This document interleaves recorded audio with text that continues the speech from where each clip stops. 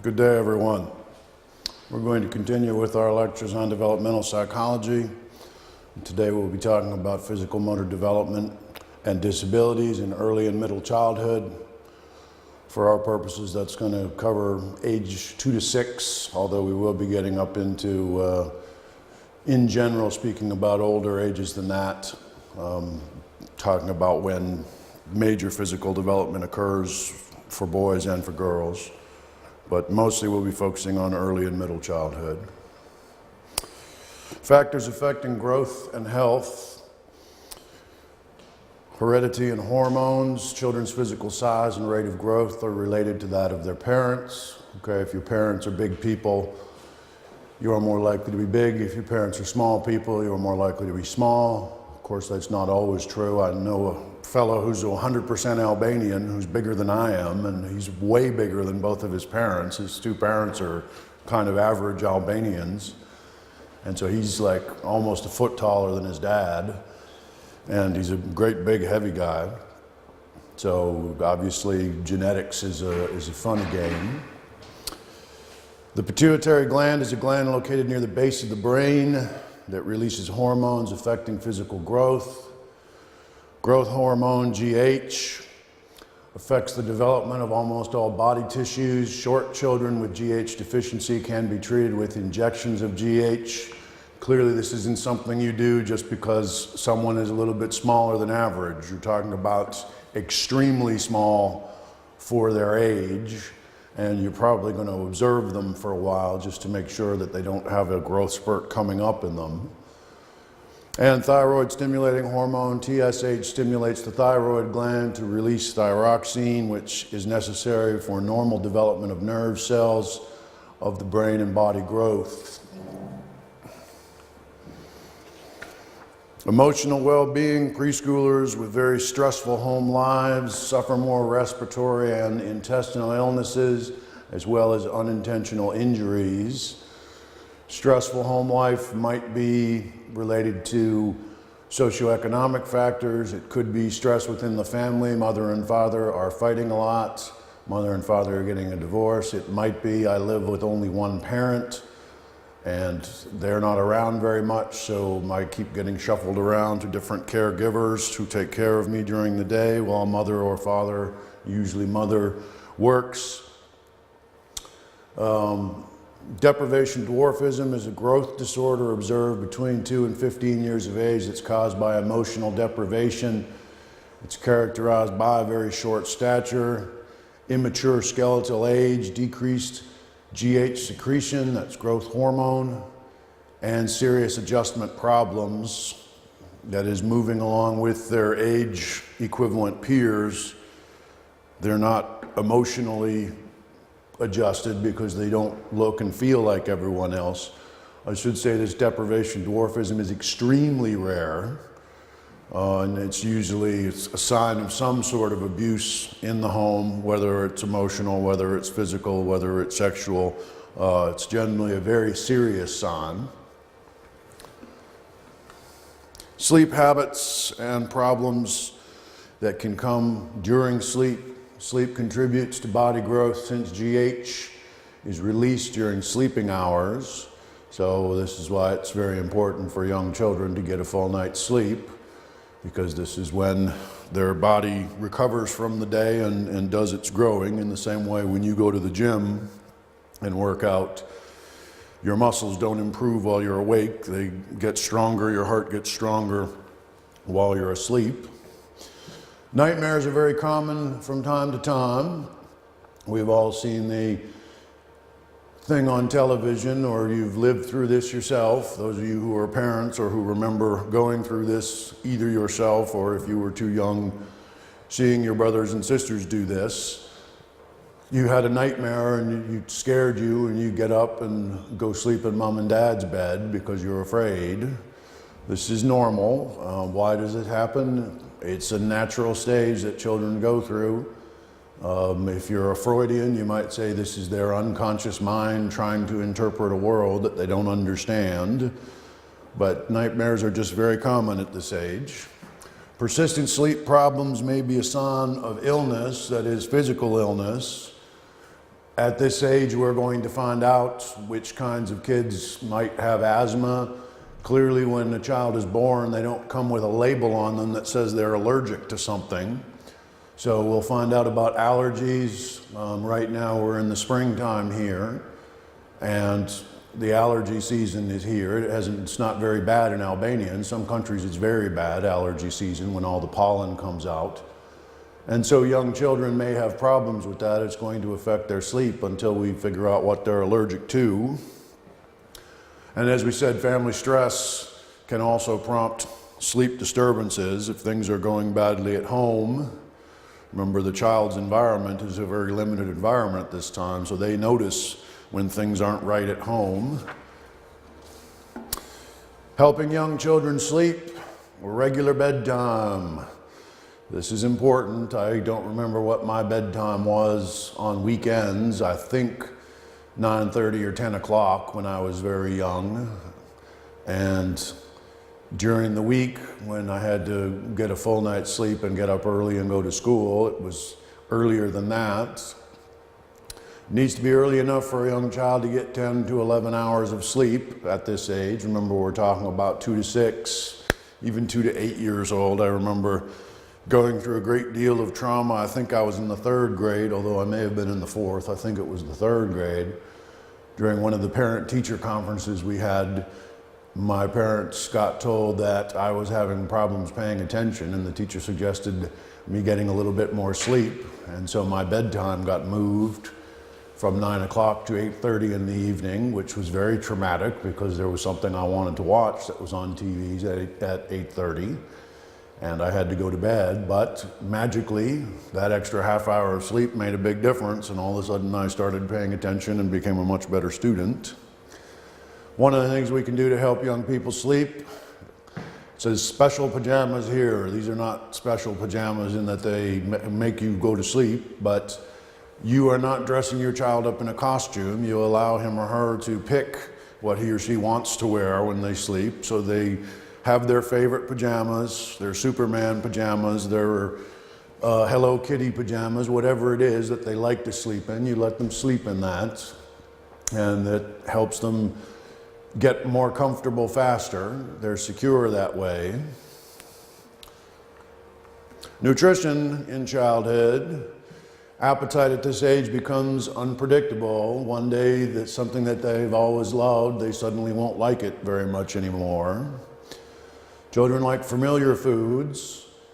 How many times have you seen a child, some food gets put down in front of them, and the child will say, "I don't like it." And the parent will say, "You've never tried it."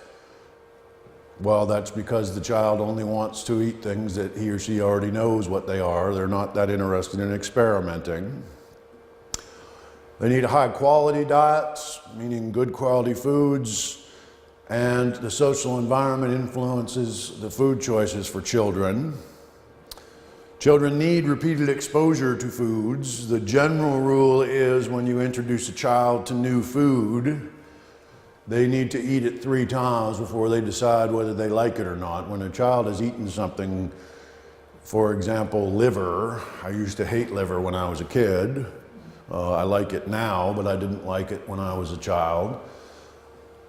If you've given it to them more than 3 times and they can still say, "I don't like it," it means they don't like it, and you shouldn't try and make them eat it. The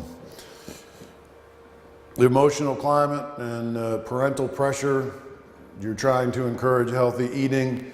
Usually, one of the things parents do, they have some sort of dessert coming up at the end of dinner, whether it's cake or whether it's a little bit of ice cream or whatever the case may be, something sweet that all the children look forward to, and you say something like you have to eat your vegetables if you want to have dessert, or you have to clean your plate if you want to have dessert.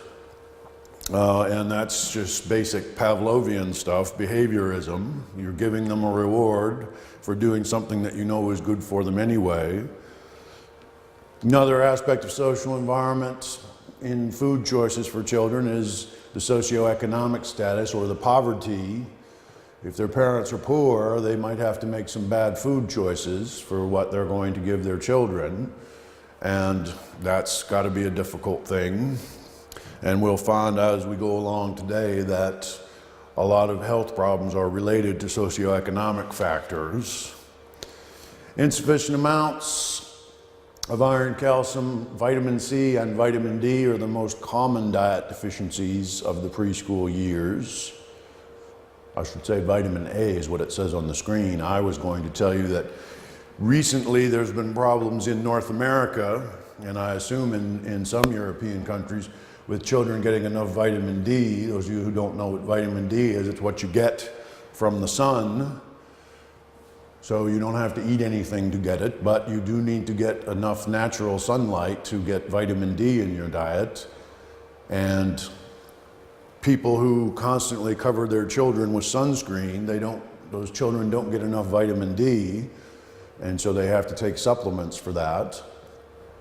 By the age of 7, low socioeconomic status, SES, socioeconomic status, low socioeconomic status, children in the United States are on average about 1 inch shorter than their middle class counterparts. So you're talking about 1 inch, 2.5 centimeters, whether it's boys or girls, whether you're tall or you're short, relative to your peers. If you have someone who is going to grow up to be a certain size, they're getting behind already at the age of 7. They are 1 inch behind where they should be because they haven't been eating as well. Nutrition and infectious disease and malnutrition, meaning bad nutrition. Well-nourished children, in well-nourished children, ordinary childhood diseases and illnesses have no effect on physical growth. By ordinary childhood illnesses, we're talking about, obviously, the flu, right? Generally, a child will get a flu, once a year, once every other year, something like that. Also the mumps, the measles, chicken pox, these are kind of standard childhood diseases that almost everyone gets. And as long as the child is well nourished, it's not going to limit their growth. They'll recover from being sick and they'll be fine. In developing countries, many children do not receive a program of immunizations. Immunizations are those shots that they give you so that you will be immune to a disease such as tuberculosis or smallpox, things like that. Disease is a major cause of malnutrition because illness reduces appetite, and through it, disease, physical growth is affected.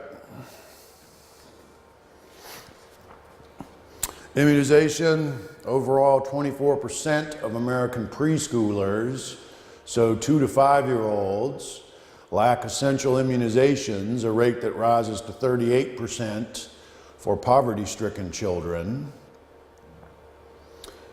So poor people are less likely to be properly immunized, to have had the shots that they need to resist common diseases. In contrast, fewer than 7 to 10% of preschoolers lack immunizations in other countries, such as Canada or Denmark.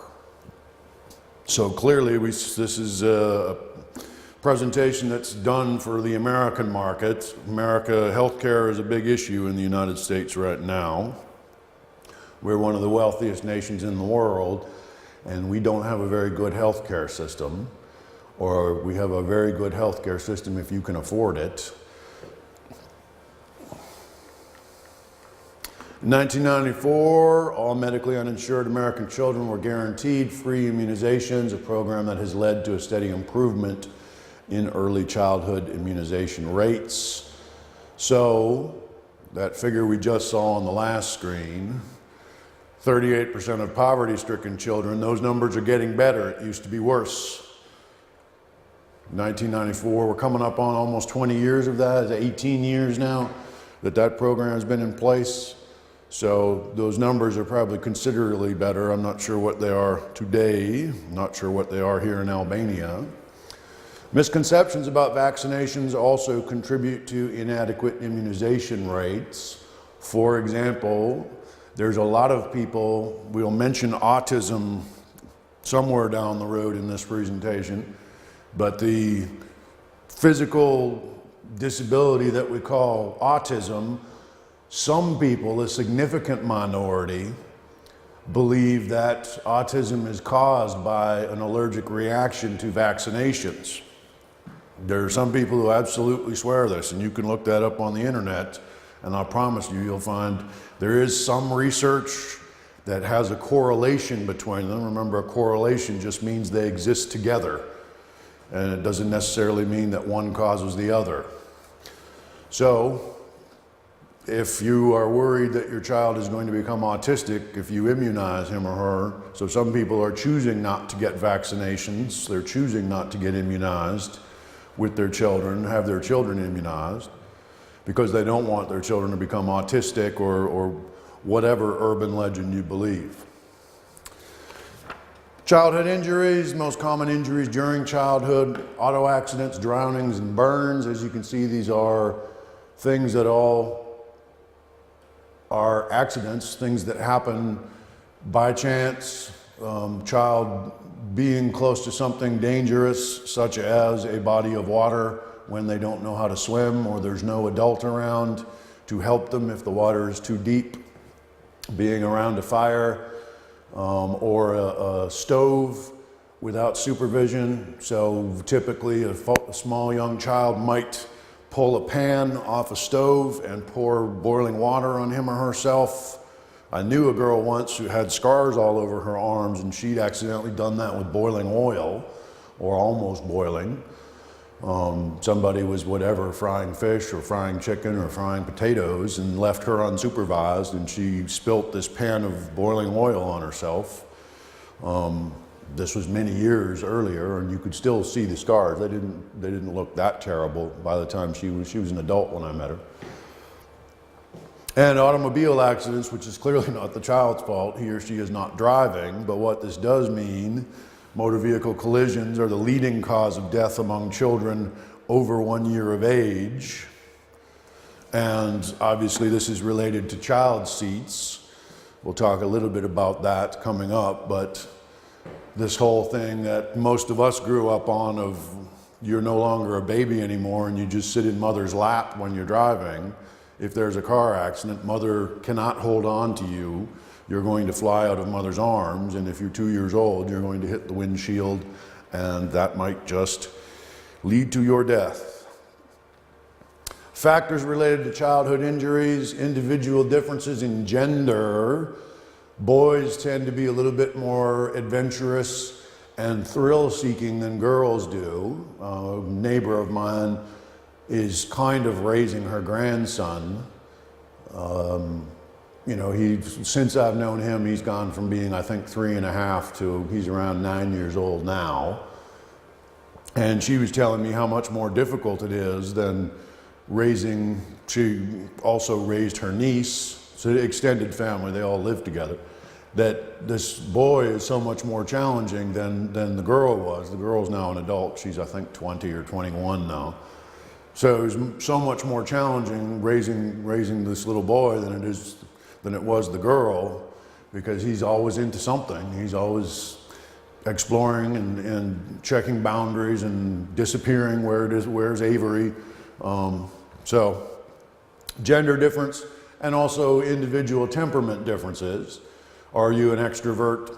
Are you an introvert? So extroverted young boy is going to provide much more different challenges in terms of keeping them away from injury. Poverty, again, always has an effect, and this may be because of poverty. The children are not getting supervised enough. I can't afford a babysitter, so I turn the 2 youngest children, I have the 9 or 10-year-old oldest sibling watching them instead of a real adult or even a teenager who would stop them from doing certain things. Low parental education, parents don't really understand that this is risky behavior. More children at home, this may be, to use the example of the 10-year-old child. I have a 10-year-old child, a 7-year-old child, and a 4-year-old child. and the 10-year-old and the 7-year-old are jumping off of something, and they encourage the 4-year-old to jump off of something, and the 4-year-old is not ready for that yet. So there's peer pressure that's acting upon them here.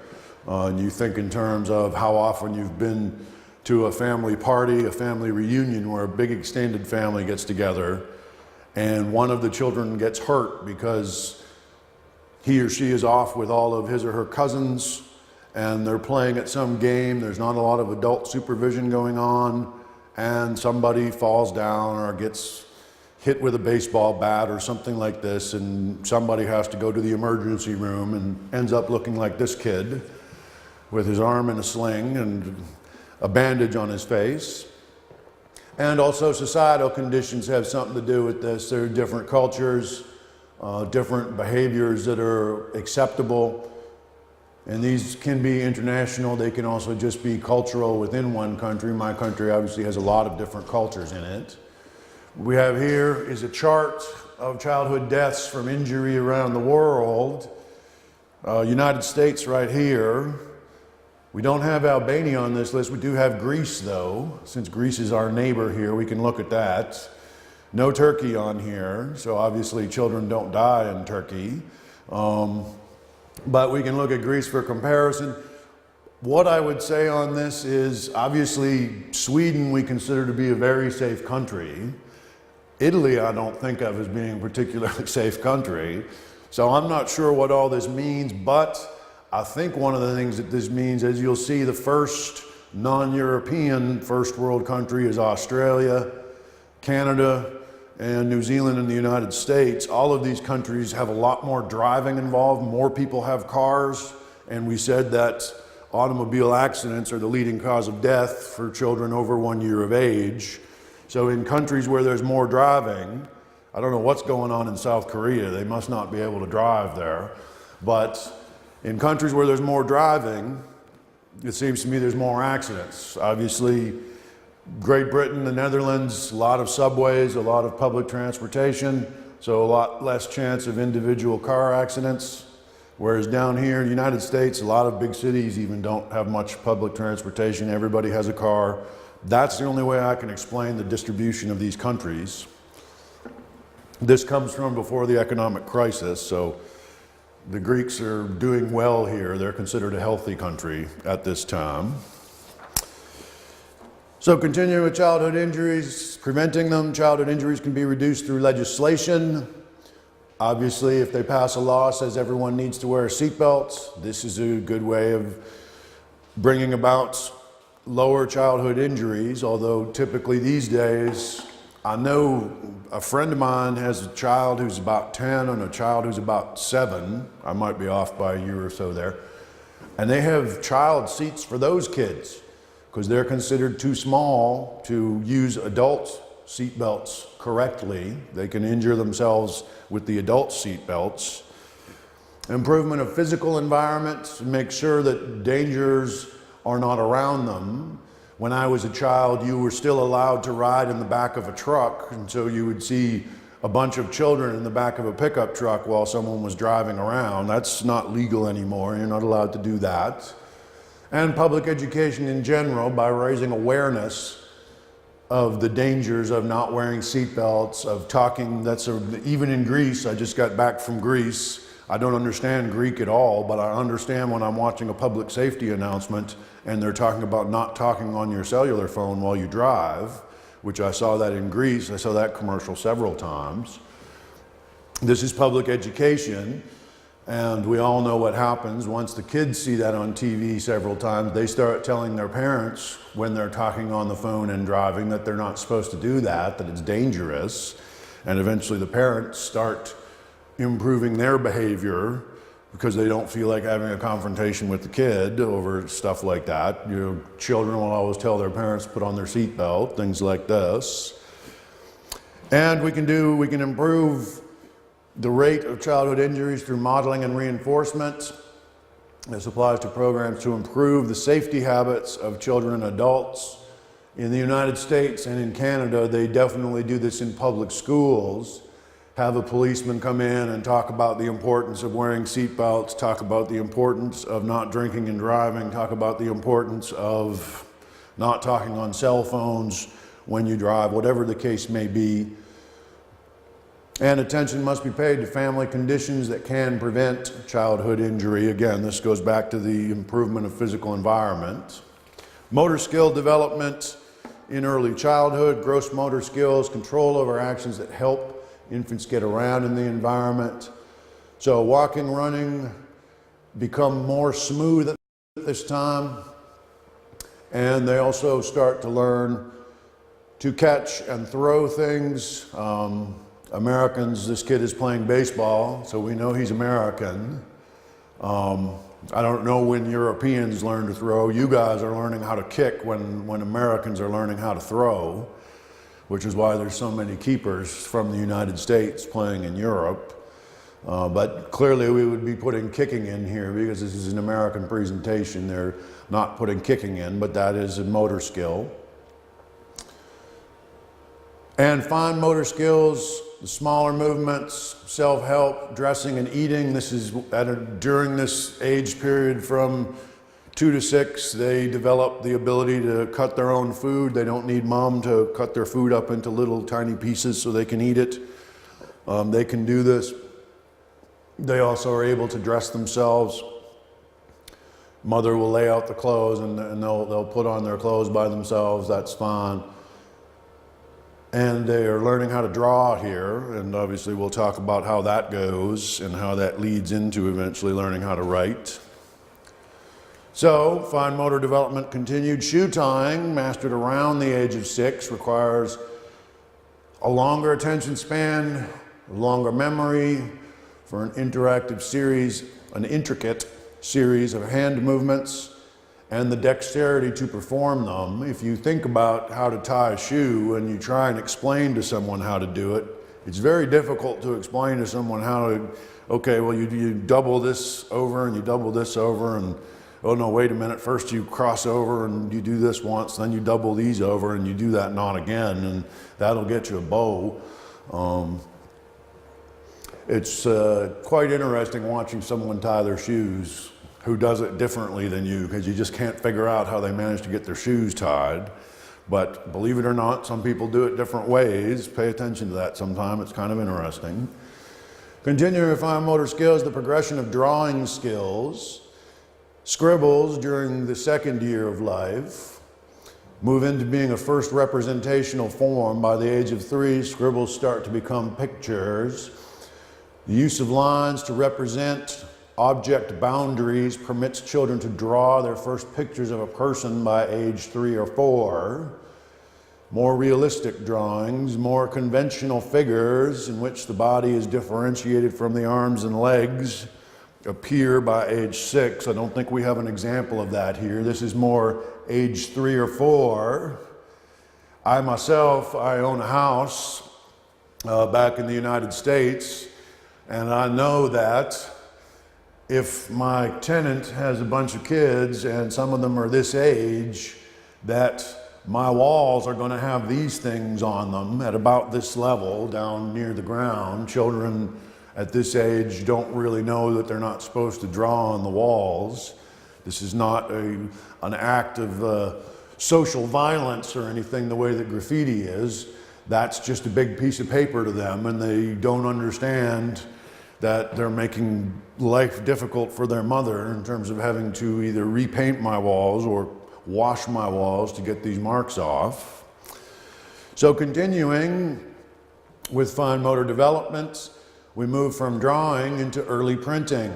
As young children experiment with lines and shapes, they begin to notice print in picture books and observe people writing. When you're reading Little Mamet's bedtime stories and talking about when then Suleiman went over and did this and conquered this country, when you're reading the story, he's looking at the picture and realizing that you're not making the story up, that these symbols on the bottom actually mean something. And okay, well, mom and dad understands these magic symbols. I need to start figuring this out. and then starts to see mom and dad writing these symbols, and you realize not only can they read these symbols, they can produce these symbols, and they start trying to do that. They try and print letters and later on words. And normally children will start experimenting with your ABCs, or whatever language you speak, abasa in Albanian, and you experiment with those things. Usually the first word you write is your name. You put together these 4 or 5 or 6 or 7 letters and come up with your name. In addition to gaining in fine motor control, advances in perception contribute to the ability to form letters and words. So you understand how to separate words. One group of letters is one word, another group of letters is another word, and you're able to make those distinctions in your own reproduction of handwriting. I write left-handed, which is always a trial for parents. Neither of my parents is left-handed, but I'm left-handed, and so they have a much harder time teaching their kids how to write because the kid's holding the pencil in the wrong hand. Individual differences in motor skills based upon how someone is built. Taller and longer limbed children. Longer limb means longer legs and longer arms. When we talk about a limb, this is a limb. In the same way a tree branch is a limb. So a limb is an arm or a leg. So taller, longer limbed children are better at running and jumping. That makes sense. And gender, boys are better at power and force. Girls have better fine motor skills, balance, and foot movement. You think of the things that little girls do for fun. They jump rope, where little boys don't really jump rope. Girls like to jump rope. They like to dance, hopscotch, whatever version of hopscotch. Girls are always better at it than boys. They develop better fine motor skills, more intricate, detailed ability to do things. Enhancing early childhood motor development.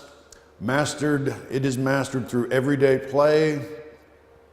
And that if you try and teach someone, for example, how to kick a soccer ball, or a football as you people call it, the formal teaching is not good. They just need to practice. This is applied learning. So it's the teaching versus doing aspect. Daily routines support fine motor development, so you should provide appropriate play space and equipment. This is why in elementary school, when children are very young, they have recess where they go out and just play. That's the whole idea. 15 minutes or so, 20 minutes, however long recess is in Albania here. It was 15 minutes when I was a kid to just go outside and play. And it promotes fun and a positive attitude. So, growth patterns in middle childhood from 6 to 12 years. Height and weight, boys grow about 2 inches a year during these years. And then they experience an adolescent growth spurt. Average weight is 5 to 7 pounds a year. Individual differences are normal in middle childhood. Weight may vary by 30 to 35 pounds. Nutrition, this is the nutritional pyramid. You see this on food packaging all the time in the United States. Down here, 6 and 11 servings, this is essentially your carbohydrates, bread, cereal, rice, pasta, carbohydrates. Down here, fruit, 2 to 4 servings, vegetables, 3 to 5 servings. Dairy, milk, yogurt, and cheese. Up here, we have eggs over here. Sometimes they put eggs over in this category, that's fine. These are your proteins, meat, poultry, fish, and your legumes, dry beans, eggs, and nuts. Get protein from those, and fats, oils, and sweets, all the things that little children like to eat a lot. We want to not have very much of those in their diet, but this is what we call the food pyramid. It's been around about 20 years now. It's a very useful thing. 4 to 6-year-old kids need about 1,800 calories a day. 7 to 10-year-olds need 2,000 calories a day. We recommend a lot of fruit, vegetables, fish, and poultry. and also whole grains. We want to limit fats, sugars, and starches. Starches is also carbohydrates, but we need some of those. We just don't want to overdo it. And the nutrition that they get at school is important. Depends if your child goes to a school where they offer lunch, that the meals are relatively healthy. Otherwise, you don't have control then of them on one meal a day. They have breakfast at home with you, they have dinner at home with you in the evening, but during the day they might be eating bad food and working against everything you're trying to do.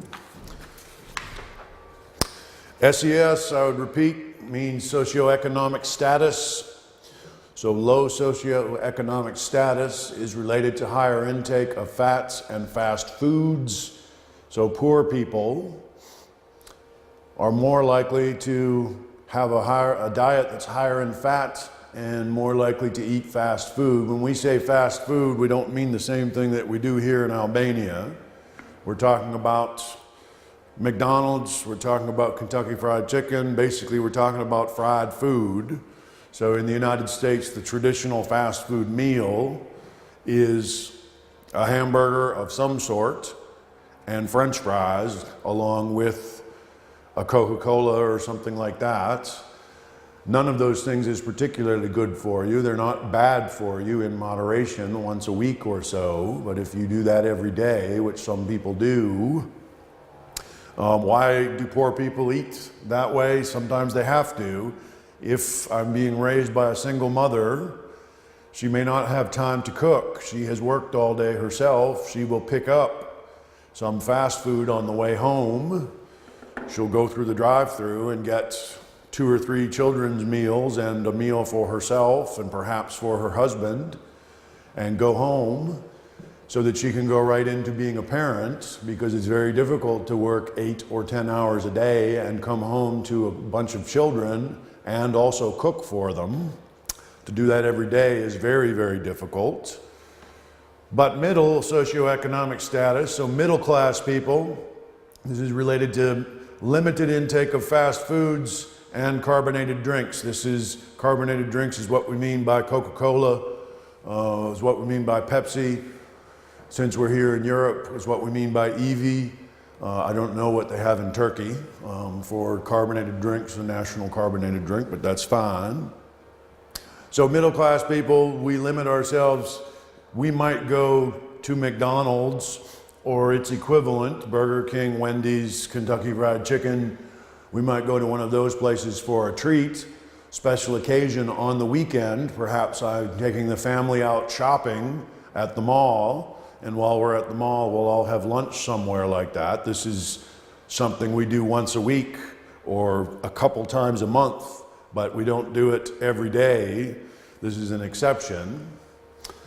Gender differences. These charts are hard for you to see, but boys are slightly taller and heavier than girls from up until the age of 9 or 10, and then girls begin their change into puberty. Girls generally start puberty a little bit earlier than boys.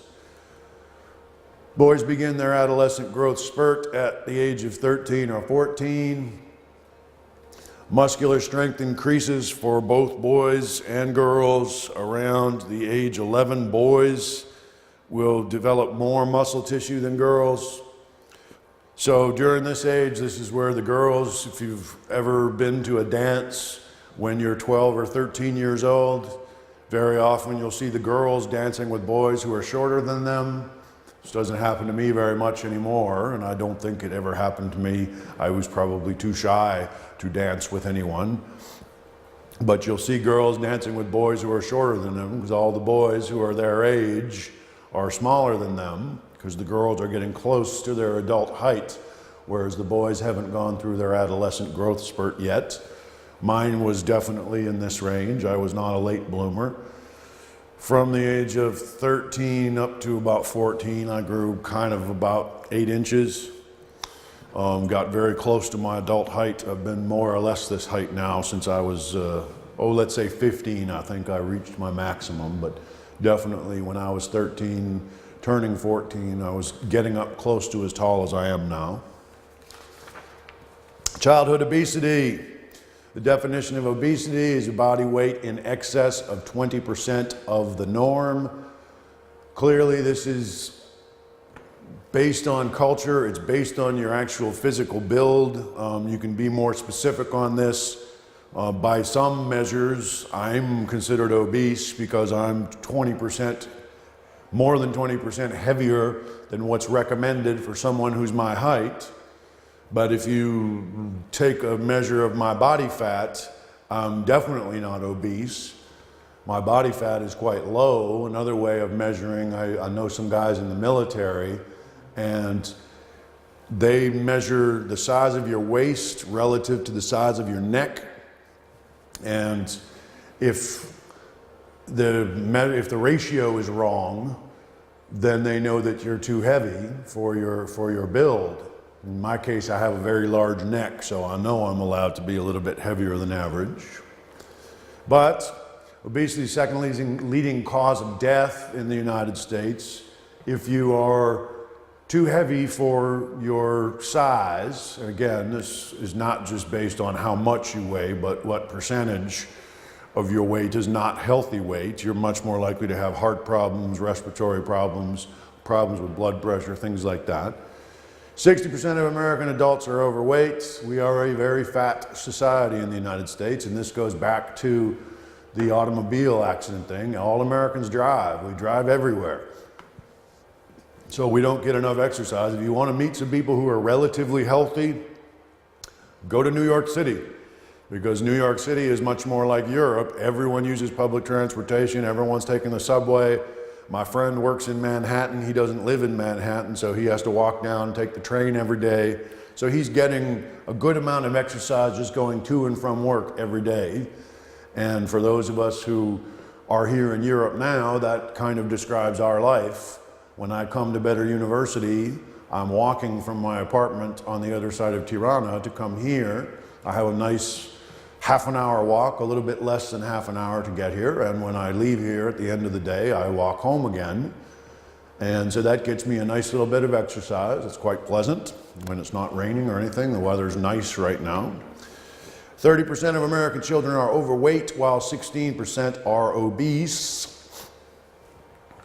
Follow this through. Continuing with childhood obesity, 35 to 40% of African American and Hispanic American children are overweight, while 24% of African American and Hispanic American children are obese.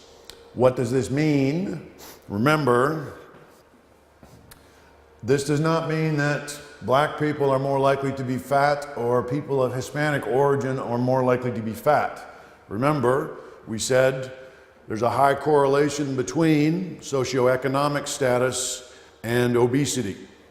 So, if you are in the United States and you are a person of color, you are more likely to be poor, and therefore you are more likely to have obese or overweight children. This is normal. Despite emphasis on fitness and health, obesity has increased across ages, races, and genders. So it's a problem for every ethnicity and for every age group and for every gender. Most overweight children become overweight adults. The things that you learn to eat in childhood, you will learn to enjoy your whole life. So you need to learn to not like French fries so much. 40% of normal weight children become obese adults. Again, when you're a child, you get a lot more exercise. A lot of adults, especially as our economies have shifted to jobs like mine, white-collar jobs, you're not getting enough exercise on a regular basis. You need to join a gym, you need to play a sport, you need to go jogging, you need to walk around the artificial lake, get a bicycle, whatever the case may be. Research suggests that overweight children are often rejected by their peers. You think about that. You remember what it was like being a child. Anyone who's different, if you're bigger than everyone, if you're smaller than everyone, if you're a different color than everyone, or in this case, if you are noticeably heavy, you are going to get teased a lot, which is going to lower your self-esteem. Obviously, children want to be good at sports, and if someone is heavy, they can't run as fast as everyone else. They feel bad about that. Again, they have a poor self-image. They tend to like their bodies less than normal weight children. They're more likely to be depressed and anxious than peers of normal weight. And it's possible that they will get hypertension, which is high blood pressure, type 2 diabetes, asthma, sleeping problems are all associated with obesity. These not so much in young children, although young children can be diabetic. Type 2 diabetes is something you develop from bad eating habits, too much sugar. Not an expert on diabetes, but certainly asthma and sleeping problems are all associated with obesity.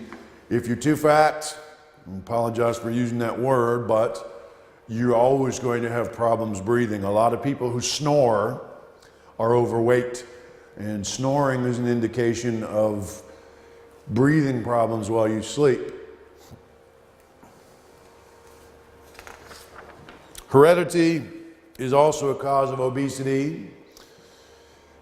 You may burn calories or turn extra calories into fat. Some people naturally burn off all their calories. Some people, their body wants to store the energy. Think of this in terms of animals that hibernate, eating a lot of food so they can sleep all winter.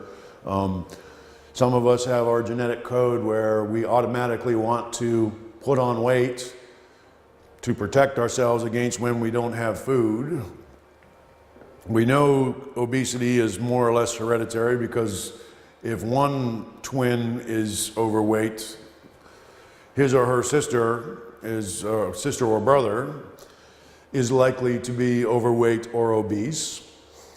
And you also inherit your rate of metabolism. If you say, someone says, oh, I have a very fast metabolism, it means you burn a lot of calories just sitting around. Some people do that, some people don't. Adipose tissue, adipose means fat.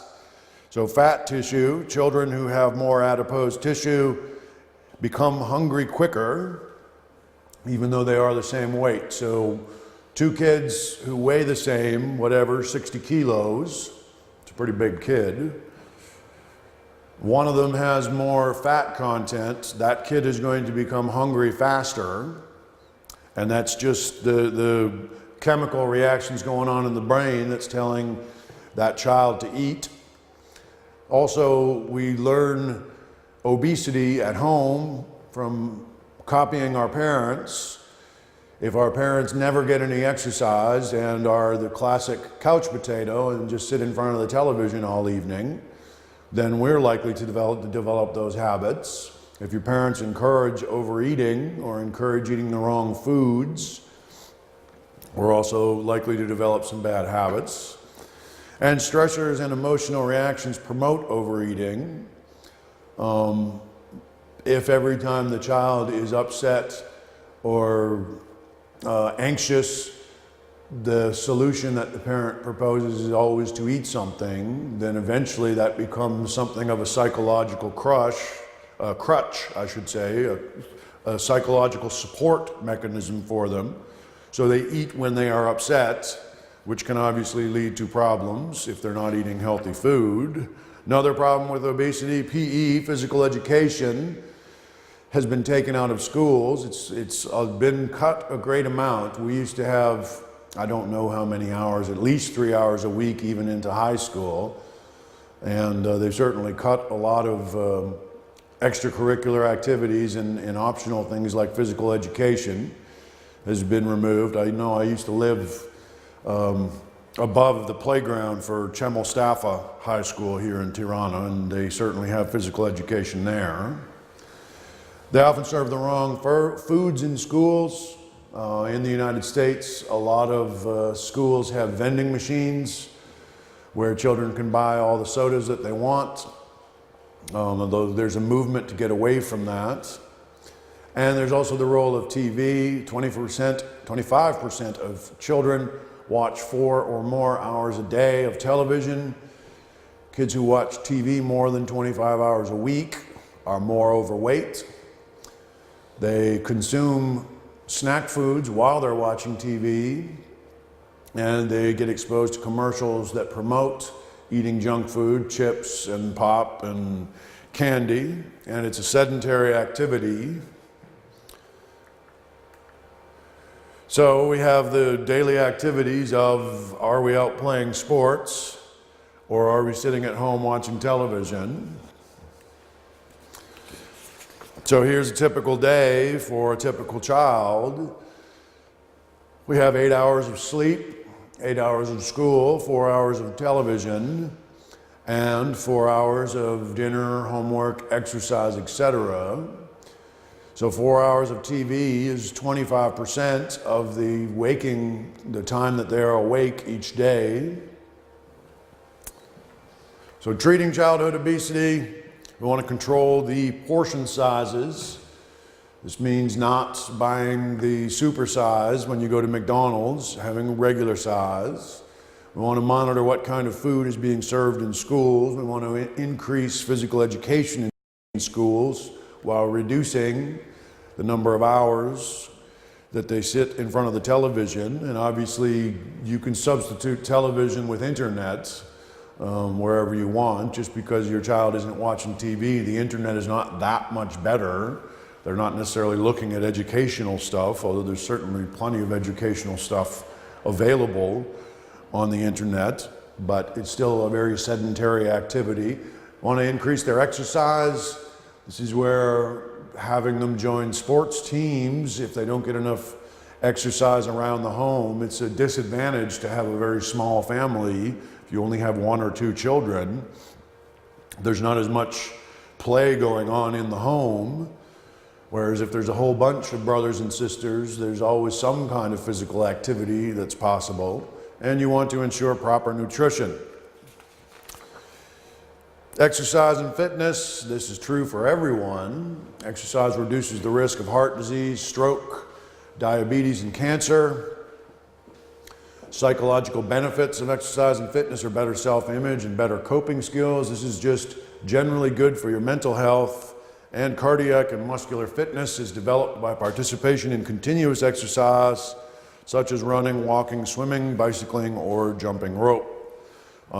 This is one of the disadvantages to lifting weights. It's fairly static exercise, so you don't get nearly as much benefit for your heart as you do from swimming, for example, is one of the most efficient and best ways to get in shape.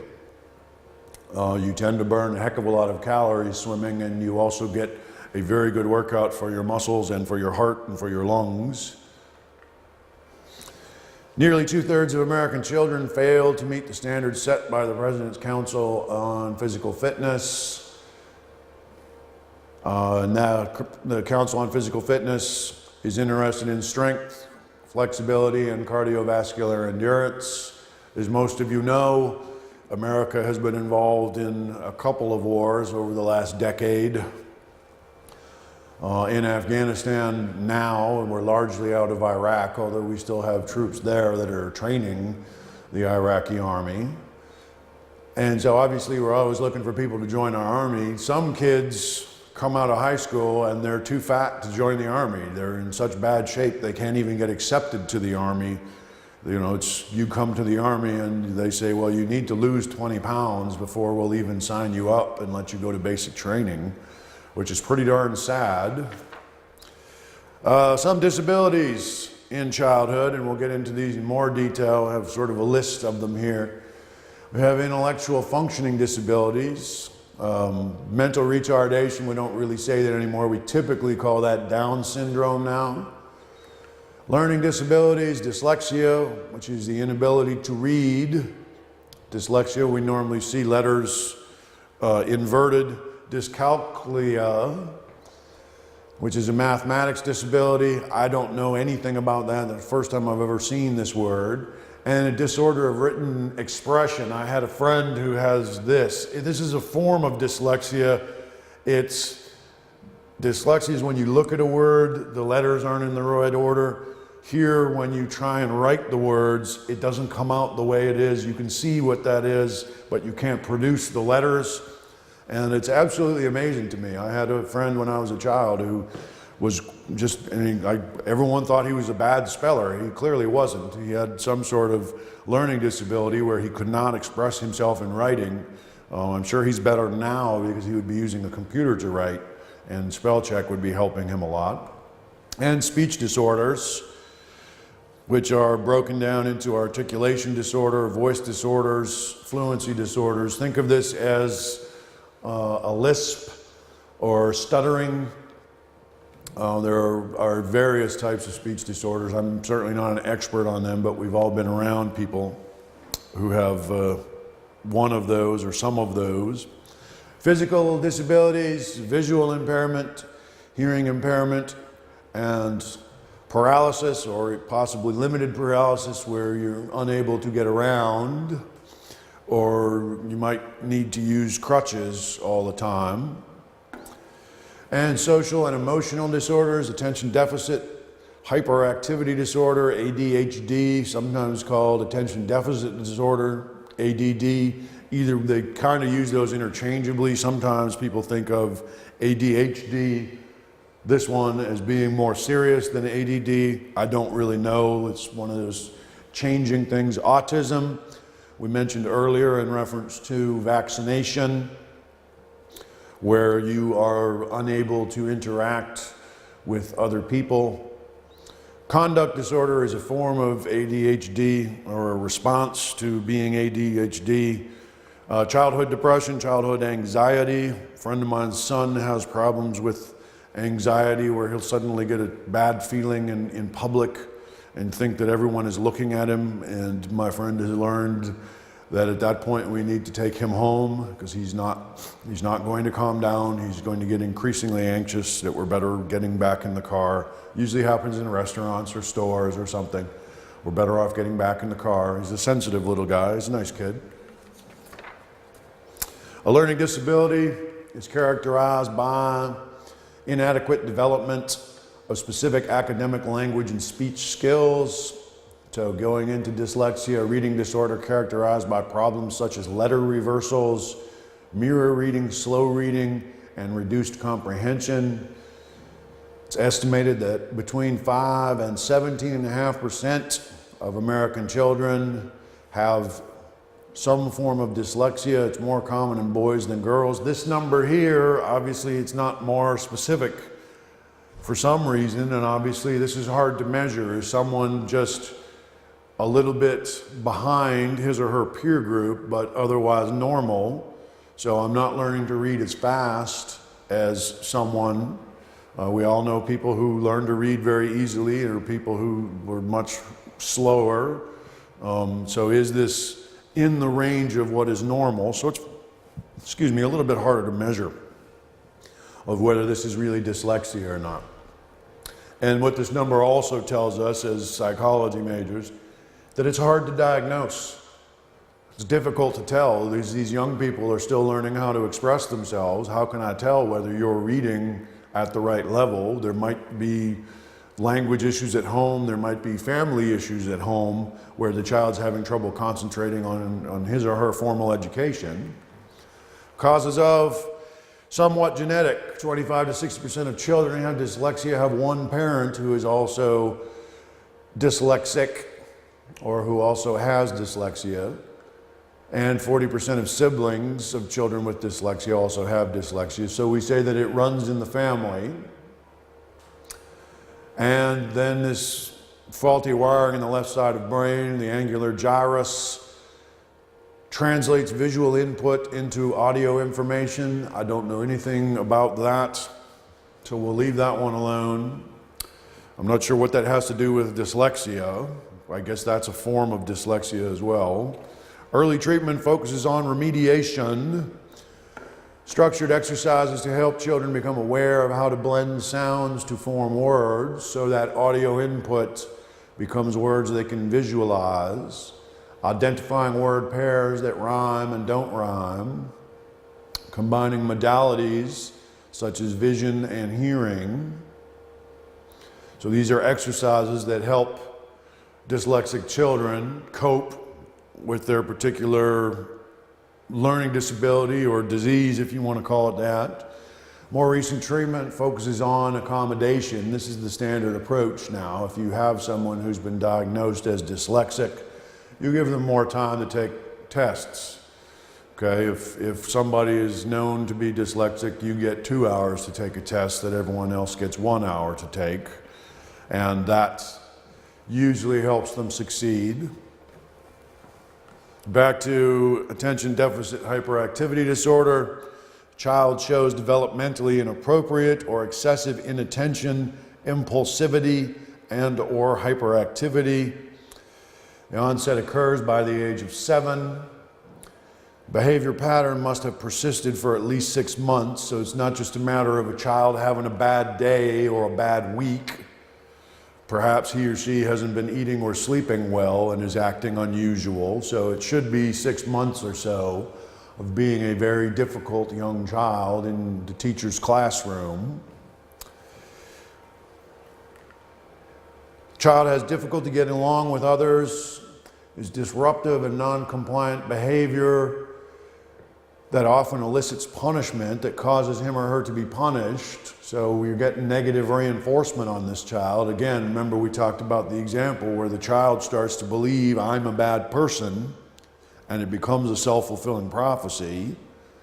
And this is where you start getting into the more advanced disorders here. It's more common in boys than girls. So continuing with attention deficit hyperactivity disorder, shows up in about 3 to 7% of school-aged children. Obviously, this is mostly coming from studies of American and Canadian children. It is diagnosed by history, self-reporting, and observation from significant others. Significant others, so this is mother and father observing the child interacting with other children, perhaps in a non-school environment, but a social environment where they need to be paying attention. A sports team, by the age of 5 or 6 in the United States, a lot of children have joined their first soccer team or baseball team. They're having their first formal sports environment where it's kind of playing a game, but it's formalized and there's certain rules, and children have a hard time adapting to the rules of that game. Might be ADHD. The child has deficits in executive functioning in those who present with hyperactivity and impulsivity. That is the inability to self-monitor and self-control. For you Freudians, executive functioning is your superego. And some of these children go on to develop oppositional defiant disorder, ODD, and conduct disorder, CD. This is where they've now been socialized that it's their job to always be against the teacher or the coach, whatever the authority figure is. This is their role in life, and this is not generally a good way for someone to succeed in life. The challenges of ADHD, problems with organizing things. You think of this as a child trying to clean up his or her room and put things away, often get distracted during the process and not manage to accomplish that. Problems with transitions. It's time to start doing something else. We're not in recess anymore. We're moving into math. Acting as if rules don't apply to them, not understanding the social environment where everyone has to be quiet now. It's nap time. Adopting negative attitudes out of frustration. They don't get what they want, so they start being a negative influence. Start experiencing isolation from peers. Their friends and classmates don't want to work with them or be around them because they're out of control. They generally get poor grades and have very different learning styles. They're very impulsive. They have a hard time sustaining attention. You get them to focus for a minute or so and then they're gone again. And they tend to have disruptions in their sleeping patterns or in their appetites. Causes of ADHD, runs in families. It can coexist with anxiety, depression, and tic disorders. It's generally associated with a lower level of blood flow to the frontal lobes of the brain. There's sometimes a defect in the thyroid system or the RAS. Sometimes it's a result of encephalitis, the inflammation of the brain. It's also associated with a family history of alcoholism, smoking, and depression. And frequent early year infections are a marker of the potential for ADHD. Treatment for ADHD, a combination of medication and behavioral therapy. Stimulants are the most common medication. This is kind of strange to think about. You've got a kid who is hyperactive, and somehow or other somebody figured out that if you give these people a stimulant, it calms them down and helps them focus. So Ritalin is the real common drug that you see prescribed all the time for attention deficit disorder or attention deficit hyperactivity disorder. These other ones I'm less familiar with, although I've heard of Dexedrine, but Ritalin is the one that's very, very common. Behavioral interventions aimed at increasing structure at home and school. Parents and teachers are active participants. For example, creating chunking assignments. And another example is cues to promote self-awareness. Example here would be, does somebody need a timeout? The child knows he's pushing the envelope in terms of misbehaving here.